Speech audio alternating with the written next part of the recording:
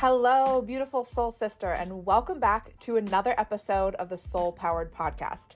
I'm your host, Rebecca Kiger. I'm a trauma-informed master mindset and money coach, as well as a financial expert of over 17 years. I have spent my entire adult life studying the difference between successful and unsuccessful people, and I plan on sharing all of the things with you on this journey together. This podcast is called the Soul Powered Podcast because it's my desire to share with you how to create a life that is powered by your soul, not by societal standards or what everyone else in your life tells you that you should be doing, but actually powered by your soul. The reason you'd want to do this is because I believe that this is the fastest way to unlock your portal to prosperity and become what I call the wildly wealthy woman. This is the portal that once you enter it, you gain access to the prosperity, abundance, wealth, time freedom, experiences, fulfillment that are your birthright. I don't believe that you came here to build someone else's dreams. I believe you came here to live your soul-powered life and live it to the fullest. And I plan on sharing with you exactly how to do that during our time together. So thank you so much for being here. I know we're going to have so much fun together today. Let's dive in. Hello, my loves, and welcome back to another episode of the Soul Powered Podcast. I'm so excited for this episode. I have an incredible guest with me today, Lisa Murray, and we are going to dive into all of the things. I'm so excited. It's going to be such a juicy conversation. So welcome, Lisa. Thank you so much for being here. Oh, thank you, Rebecca. I'm very happy to be here. Wonderful. And you are dialing in from across the globe, I believe, right? So let us know where you're calling in from because we can tell you have an accent that's different than mine. So where are you dialing in from? Okay. I'm on the Sunshine Coast in Australia, and so it's hot as hell here, basically. I know, and it's freezing as all get out. It's like hell froze over here. So we are on totally two different. I know you're hot. I'm like sitting here with a blanket, the whole thing. We just got home from a family holiday vacation.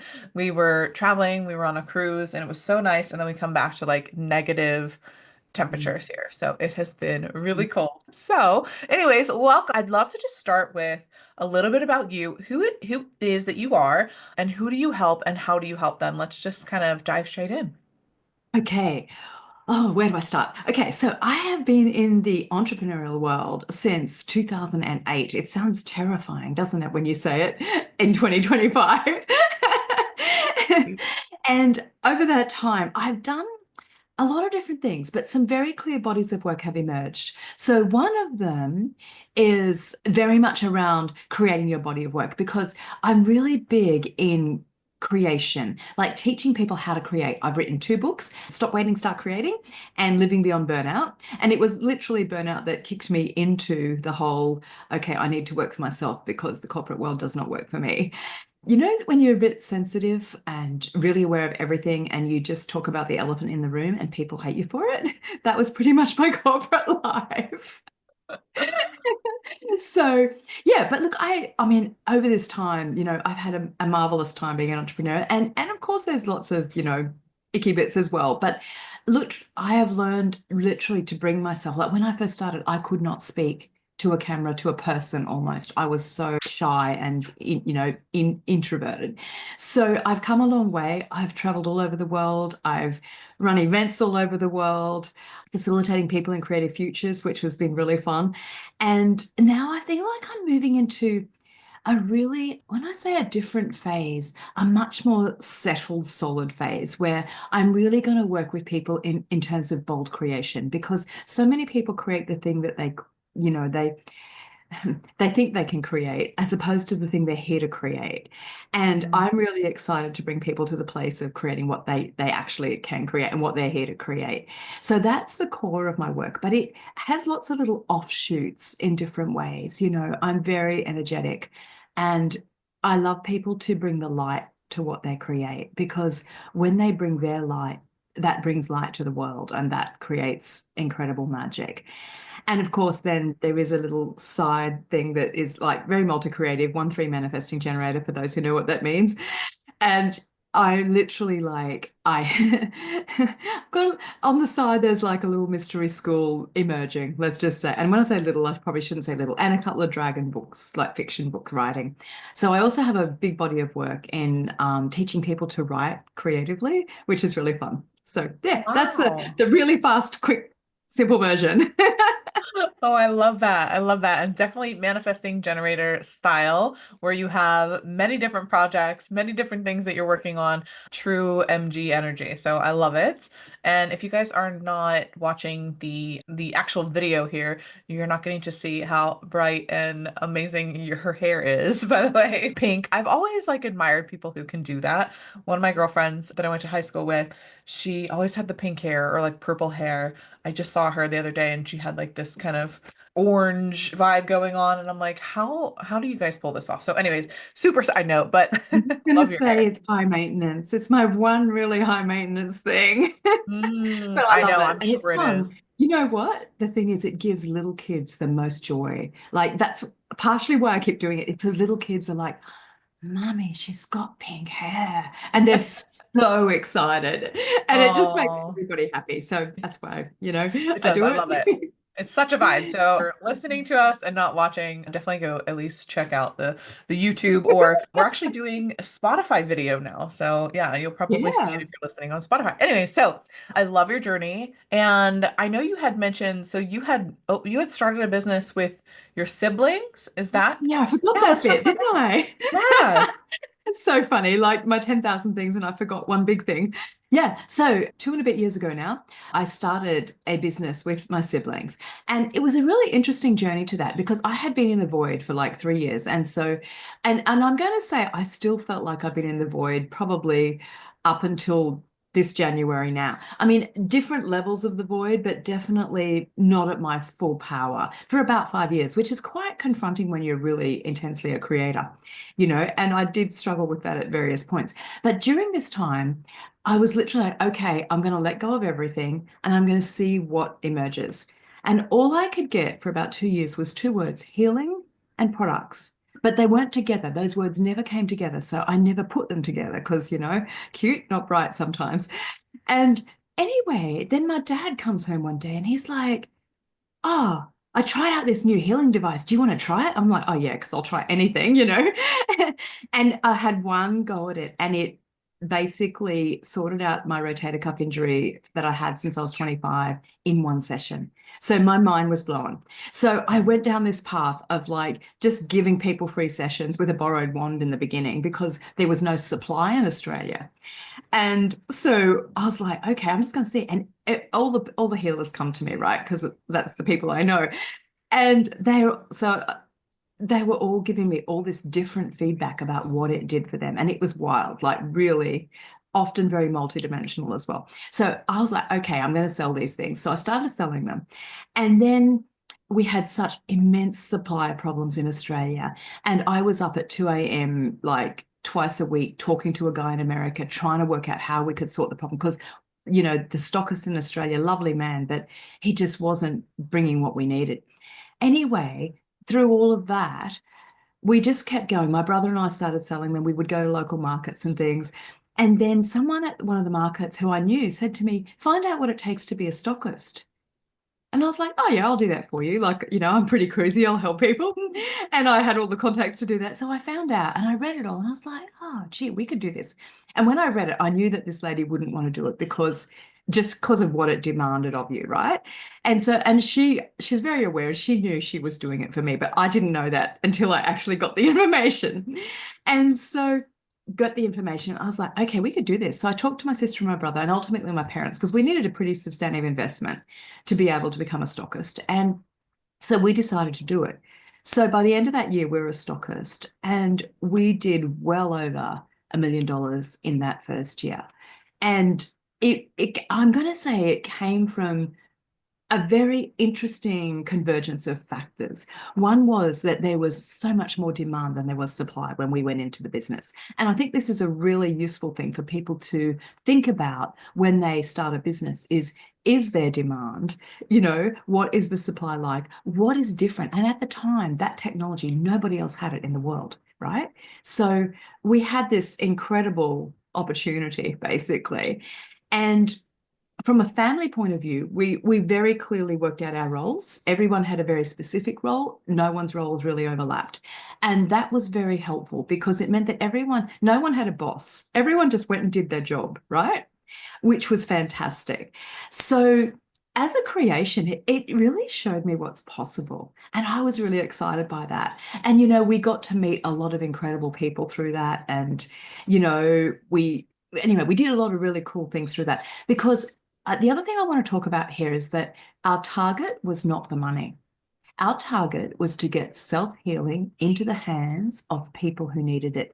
So we launched with a promotion that in hindsight was crazy. We could have put a bit more profit on there. We put fuck all profit. Oh, excuse me. Am I allowed to swear? Of course you are. Okay, that's good. We put fuck all profit on there because I was in my heart very committed to people having, it was in the midst of a really intense time in the world healthcare wise, right?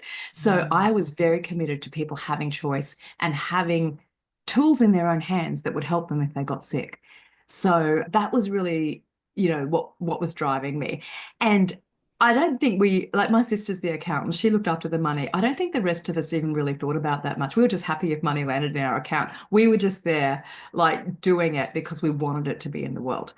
So that's the story of that business. And interestingly, we're very close to it closing it because that demand did not continue because they had some quality issues that we did our absolute best to work with. And we couldn't get them to come to a resolution that we're satisfied with. Now it's just difficult, but you know what? You've got to have the courage to start and you've got to have the courage to end when it's time.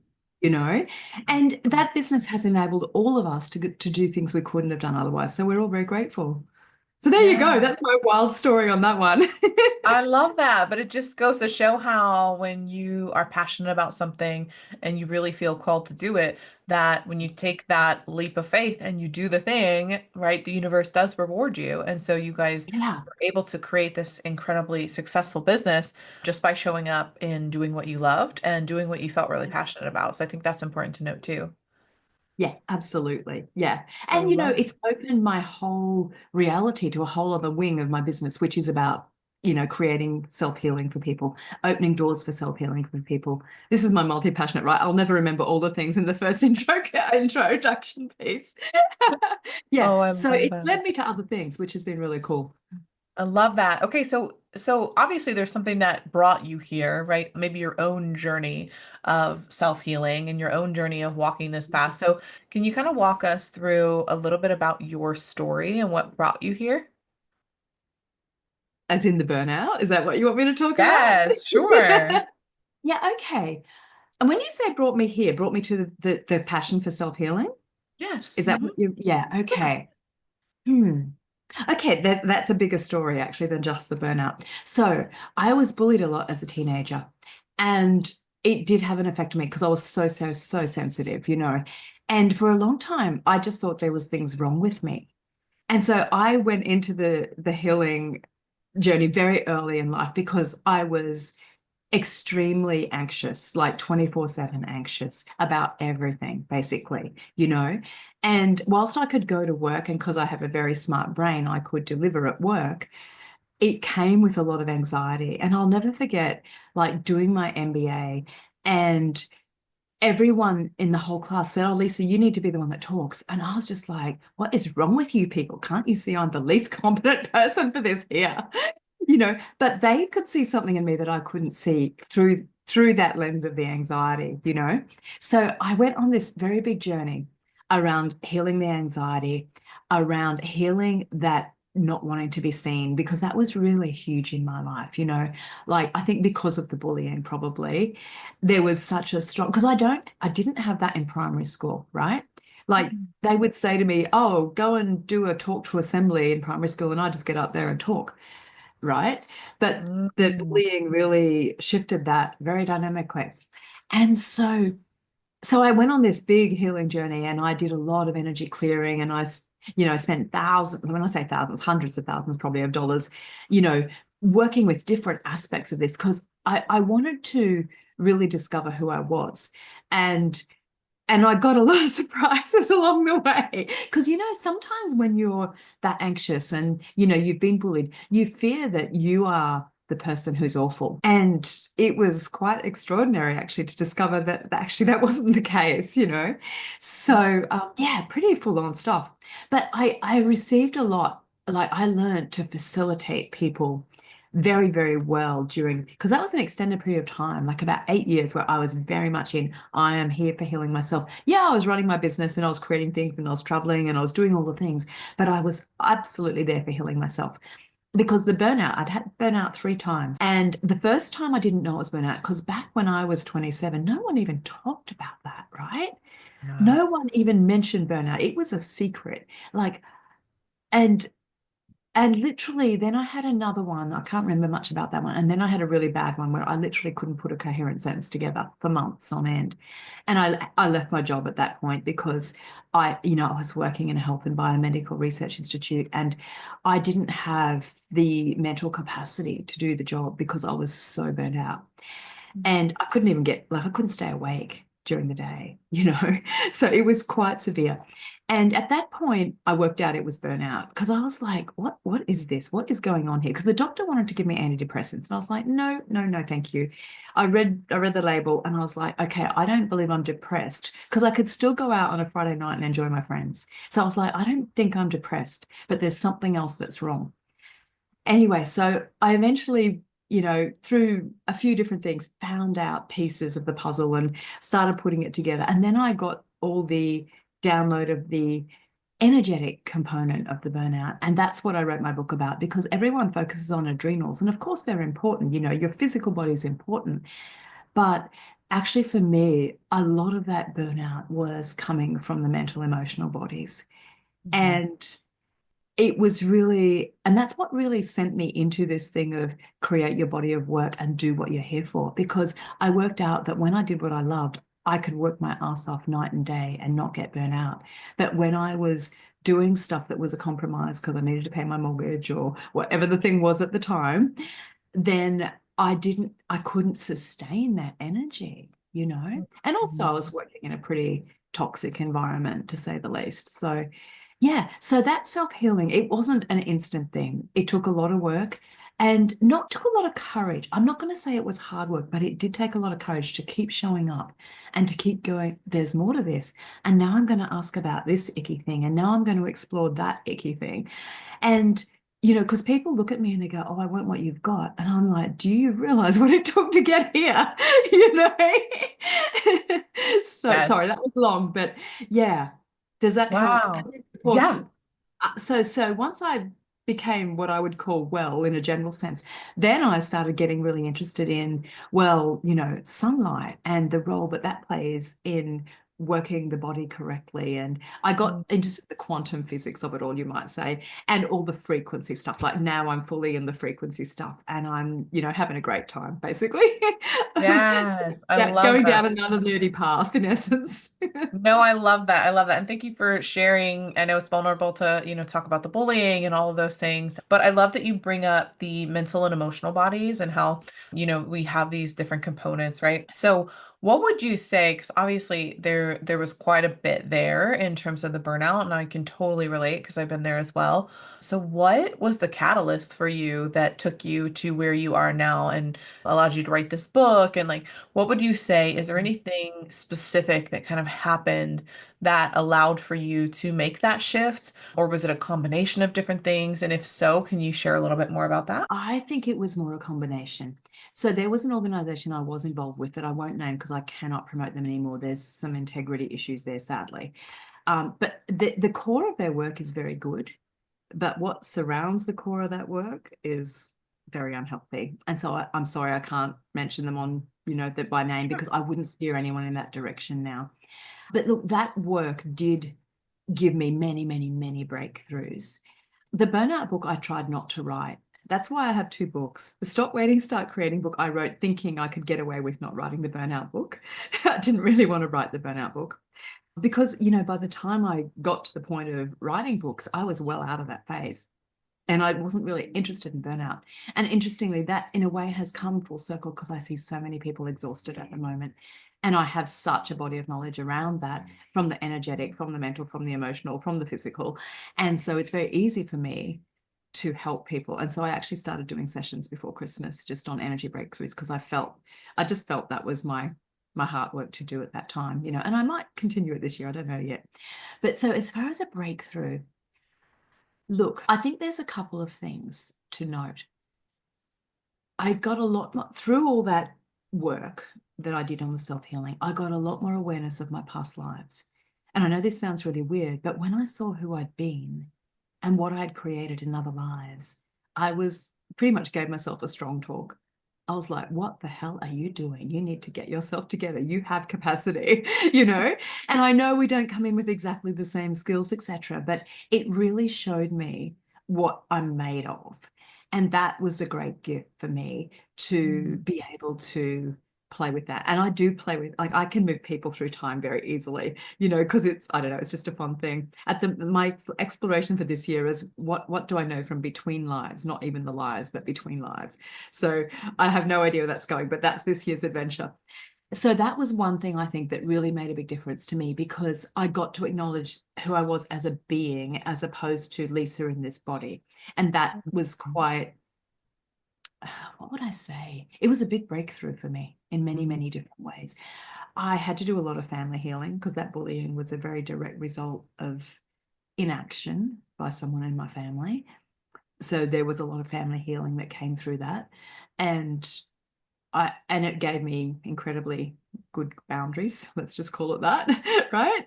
So there was a lot of things there that really shifted for me. It allowed me to become really strong in what I will and won't stand for in terms of how people treat me. And that was needed, because I was this soft, sensitive little flower when I was young, and I still am that, but I have much clearer boundaries now. So that was a big thing.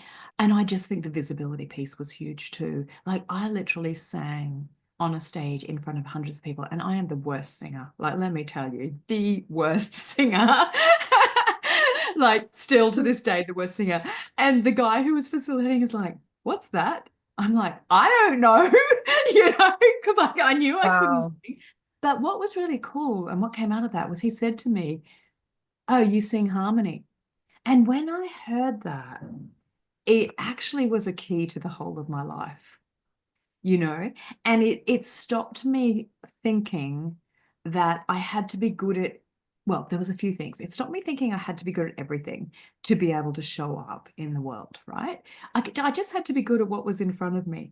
Now, did I have to be good at singing in that class? No, I didn't, because I got the gift I needed, which was to know that if I sing harmony, and in my human design gene keys, harmony is all the way through that chart, Mm, right?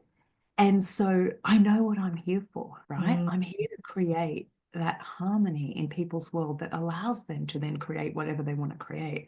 So really, when I say I teach people to create, I teach them whatever's underpinning that they need that will allow them to create with ease. Because actually, all of us have immense capacity for creation. And when we start to bring the right pieces together, that's when the magic really shows up. I love that so much. So can we talk a little bit about the visibility piece? And Yes. are there any specific, tangible things that you may be able to recommend to someone who is still struggling with that? Because I feel like that's a big thing, especially in this day and age. Mm. Okay. So much of my shift was energetic. I'm just going to put that up front. Yeah. Okay. But I do think there's a couple of things that, like, I can give you paths to go down. Yeah. Because and I've run heaps of classes on this because I love it as a topic, right? So one of them is your past lives, because for some people it'll be a direct result of past life stuff. Okay. For some people, and when I say that, particularly all the witch burnings and all that kind of stuff. But that said, also it can come from being in the church because of the vows of silence and all those sorts of things. So you can go down all the vows that you might have made. And these are, all places I've been at one time or another. They come up, the body. So one thing to know, the body knows everything from this life and every other life. So Mm. when I realized that, because at first my mind could not comprehend, it's like, how can the body know about my other lives? But it very clearly showed me that it did in numerous situations. And then Mm. I was like, oh, because there's an energetic resonance that permeates through, right? And so when you start to play with all of those layers, your voice can come forward. Now, a couple of other things. Be willing to be bad at it. Like, when I look back to the very first videos I made, they were so terrible. Like, I feel sad for my poor little, you know, beginning entrepreneur self that I had literally had no clue who I was. And, but I still managed to do 10, 20 grand months as a coach, start up from nothing within about 3 months of starting. And that was a long time ago, but the market is different now. But I'm going to say, despite all of that, I still managed to do those things. And so this is what I want to say to people is don't let those things stop you, but do engage with it and invite the learning and the change along the way, because that's what gives you ease, basically. So let's just see, past lives, vows. Look, sometimes it is from this life. Like, definitely the bullying had quite a substantive effect on me, and I had to unravel that quite deeply to realize that it wasn't because of, well, when people bully you, they judge you a lot, right? Basically, it's an extreme form of judgment. And so I had to take all the self-judgment off myself and all of the projected judgment off myself to be able to go, oh, actually, none of that was true and real. I bought it as true and real when I was 14 because I didn't know any better, right? But it actually wasn't true and real. Those things they said weren't true.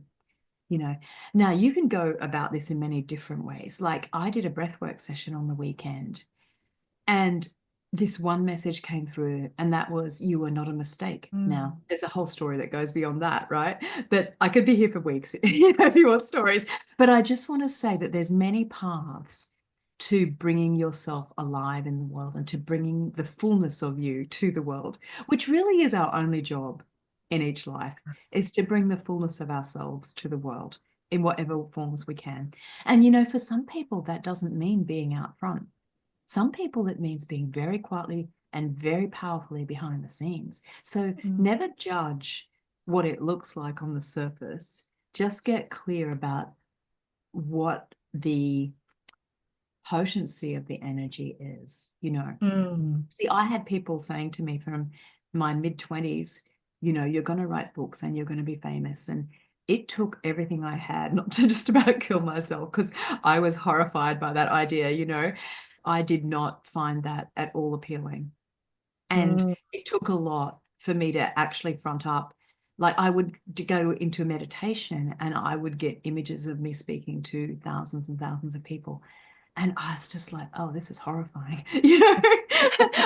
Everyone now wants it, but I did not have that going on at all. And of course, now I've made peace with that. And now I think those books can come through, but it's taken a lot of work. So for people who are looking for practical things, there's no one path. But if you ask to be shown the path, you will be shown the people who can help you. And I've had different people. Like, sometimes I was just in a bodywork session. Like, there was one where I was in a dungeon with a panther energetically. I could see the whole scene, and I realized I was an oracle in that life. And I had been thrown in a dungeon because what I'd said was not appreciated, let's put it that way. And my panther, who was my familiar, was thrown in there with me. And neither of us were given any food. And you can extrapolate what happened there, and Wow. because I had a fear of cats my whole life, didn't know why. And then when I got that download, I was like, oh, and I've never had an issue with cats again. So Wow. this is where I think visibility is a very non-linear topic. Okay. Like, I don't think there's 3 steps to getting visible. I don't think forcing yourself to do a post every day is about, like, when people talk about visibility and then they're like, oh, you just got to post every day. I'm like, to me, that is not a visibility strategy. That's something else, because really, when you're truly in your power, which I think is what the truth of visibility is being in your power. When you're in your power, you don't need to force your content creation, because you will know what you need to put where, when. And I think I've seen that for myself over and over. My breakthroughs have never come through consistency. Interestingly, they've always come through something I'd say random in inverted commas because it's never random, right? It's Yeah. timing. It's divine timing, is my view. Yeah, where literally you've written something or you've said something at some point and someone's found it, and then there's an opening of doors. So I look Mm. at it, all I have to do is show up for myself, show up with my courage, show up with my potency, my power, and things will show up for me.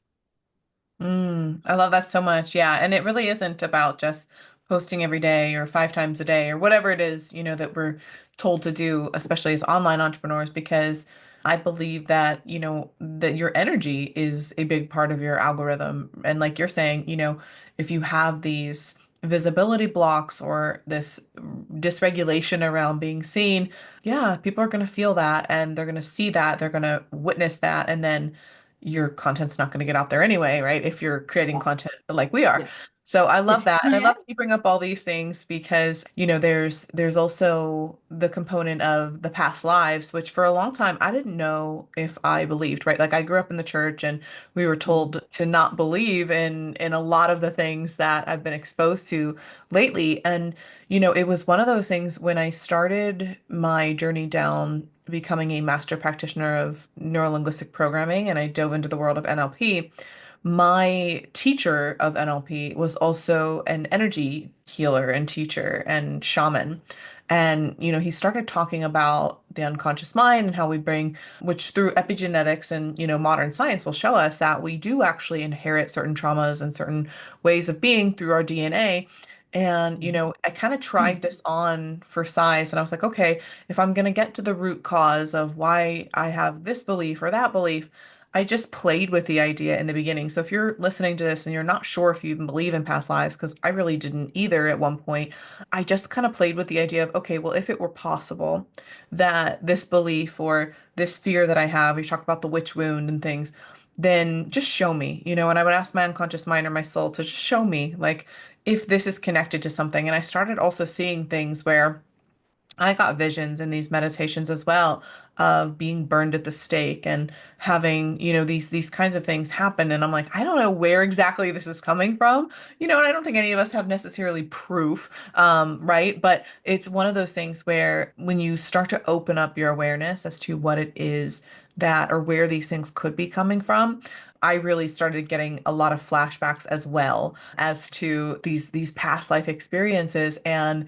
so, it's something that I've become a lot more open to. And my belief system now is that I've been here many times before, but it took me a long time to kind of wrap my head around that, especially with the religious conditioning and things that I've had in this lifetime. But it's definitely interesting that you bring that up because I do think there's many different angles, and again, just try it on for size. If it's something that you're not sure of and you don't necessarily believe that, you can, when I'm looking at getting to the root cause of different things, I'll usually or in the beginning I would say, okay, well, maybe this is passed down genealogically or this is from my Yeah. parents or my grandparents. In a sense, that is a former life as well. We don't have to go down that rabbit hole, but there is there's a lot of evidence and a lot of stories and a lot of really people who are talking about, and even like kids that come into this lifetime and like solve murders. I don't know if you've heard that, but like it's crazy. They Yes. like solve Yes. their murder from a past life. And so I Yes. didn't really, this was something, like I said, that I just hit my computer here. Sorry if that background noise, but yeah, it's something that I wasn't really sure of in the beginning. And the more that I started to explore it, the more my mind started opening up. So again, guys, I know we go down all these like woo topics, but obviously take what it is that resonates with you and leave the rest. I know that one of the big things that I did start researching was the witch wound and Mm, how we as women specifically, so whether it's you believe that came from a past life, or just even look at societal conditioning for women and how much we have totally. been told that we're, I mean, where the term lunatic came from is a person who follows the lunar cycle with their period, right? It's Yeah. a woman. We're, and how much we have been conditioned to be silenced and told that we should be seen and not heard, or, that we're owned. I mean, we're literal property of, our Mm, husbands and things like mm, that. Even just, not that long ago, we weren't able to vote. We weren't able to open our own bank account without our husband on it. I mhm. mean, even if it's just genealogical. Think about all of the aspects in this current society that have been, demonizing us as women and making us feel less than. So I think it's important to bring all of those components in and just realize that these are all things that play a part in how you're going to show up in the world now. And it's important to start to explore maybe why is it that I'm afraid to do this? Why is it that I don't feel like I can do that? And just open up your awareness to that. Yeah. Can I add one more thing too? Please. Because I think, thank you so much for mentioning that, because I didn't come from that background, right? And so I've always been aware of the other lives and the things and the possibility of that. So for me, I forget that people, not everyone knows what I know. So thank you for bringing that forward. I appreciate it. Um, I just want to say, like, the other part of this that we haven't really talked about is the nervous system. So I'm not highly focused on that, but I have spent the 2 years that we've had the business with my siblings. I was going to see a guy who is biodynamic craniosacral trained and nervous system trained. And I am going to say he kept my body and my being on the straight and narrow under very fast growth pressure. And so there is a nervous system component to this. And I just want to say to people, don't ever feel like you can't go and get that support, because that really, like, I would say to him, I'm thinking of adding this to the picture. Can my nervous system take it? And he would tune in and say yes or no. And he would say no and then I wouldn't do it because, honestly, what's the point in overstretching ourselves? There's so much pressure for performance in the current entrepreneurial circles. Like, it's sometimes exhausting just reading it, let alone doing it, right? And I just think that if your nervous system is, at a place where it really needs a lot of support in the beginning, that's not a bad thing, because you're going to grow at the level that is kind to your body and your being if Mhm. you take notice of that, because if you force and push and all the hustle culture, it's not kind to who you are and who you're becoming, because the more you push, the less you can become. Yeah. Yeah, we've both learned that the hard way, right? Oh, yeah. I love this conversation, Definitely. and I appreciate it so much in all of this context. And as we kind of land this plane, I can't believe it's already 45 minutes in. I feel like we could talk forever. But as far as, do you have any kind of advice or parting advice for anyone who really is feeling like they are kind of in that stage of burnout where you maybe were before and they want to overcome this, they want to step into their purpose, but maybe they're feeling a little bit of fear? Yeah. Okay. You're like, tell me your book in 2 minutes or less. Yes, exactly. And go. No. Okay. What I'm going to say, first of all, is that you always have choice. Okay. You always have choice. And what happens when we have burnout is we forget that we've got choices. And another thing that happens when we have burnout is that we forget to be creative, because we get so single-mindedly focused on whatever either we think or someone else thinks we should be doing, is that should word that's not very nice, that we don't activate the fullness of our being. So if you are feeling burnt out, the first thing to do is to create space. The second thing to do is to start to look at your choices. The third thing is to really reclaim your creative being. And we haven't really talked about that much today, but it is really key to the process. And of course, you want to get the physical support.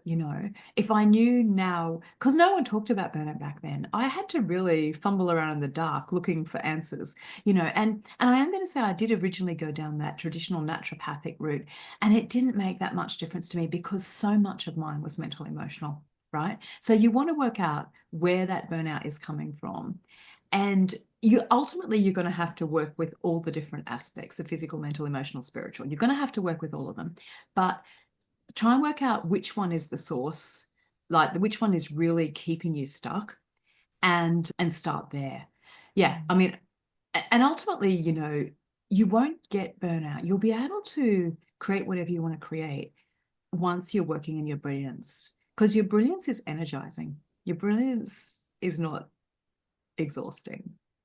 So, yeah, I just Love want to that. maybe that's a very, very broad overview of what I cover in the Living Beyond Burnout book. So, maybe that's a place for people to start as well if they just want to sort of start to unpack things a little bit.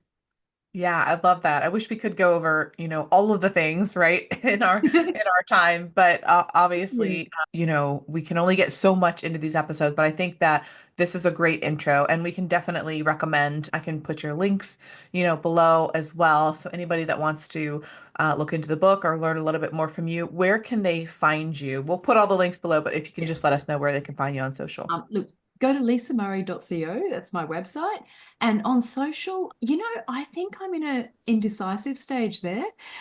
I think the Awakening Brilliance podcast, I started that last year. I'm going to resume that this year. I think that's probably the main place. And on YouTube, I don't really know. Like I am on Facebook, I am on Instagram a little bit, but they're not my focus. So I kind of feel like go to my website and go from there. That's probably the easiest.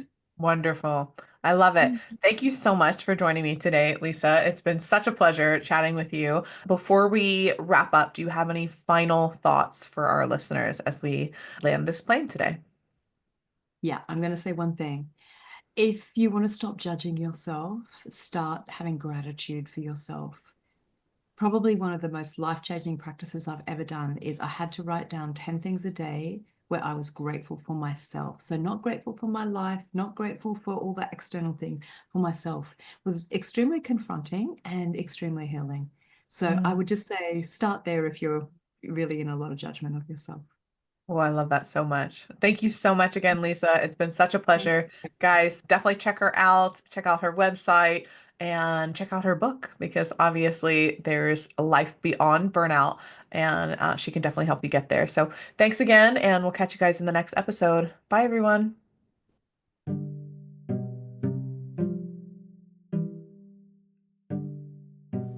Soul Sister, thank you so much for tuning in to this entire episode today. If you enjoyed this episode, would you do me a favor and leave a quick review? This allows me to reach more people, and if you found value, I know others in your life will too. Also, be sure to share this episode on social media along with your biggest takeaways so I know what resonates most with you and I can keep the good stuff coming. And if you're looking to dive into a deeper connection than this podcast will allow, consider checking out my Rise to Riches experience in the show notes below. I would love to hear how these messages have helped you take one step closer to living your soul-powered life and becoming the wildly wealthy woman. Sis, let's continue to rise together. I'll see you next time. Bye.